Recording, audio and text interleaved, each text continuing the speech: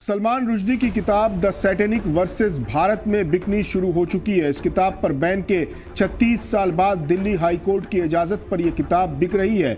मुसलमानों का इल्ज़ाम है कि इस किताब में पैगंबर आज़म की तौहीन और अहानत की गई है। मुल्क के मुसलमानों में इस किताब की बिक्री को लेकर गम और गुस्सा है। ऑल इंडिया शिया पर्सनल लॉ बोर्ड के जनरल सेक्रेटरी मौलाना यासूब अब्बास ने किताब की बिक्री पर फौरन रोक लगाने की मांग की है। इस किताब पर ही ईरान के पहले सुप्रीम लीडर और ईरानी इनकलाब के फाउंडर आयतुल्लाह रूहुल्लाह खुमैनी ने फतवा जारी किया था।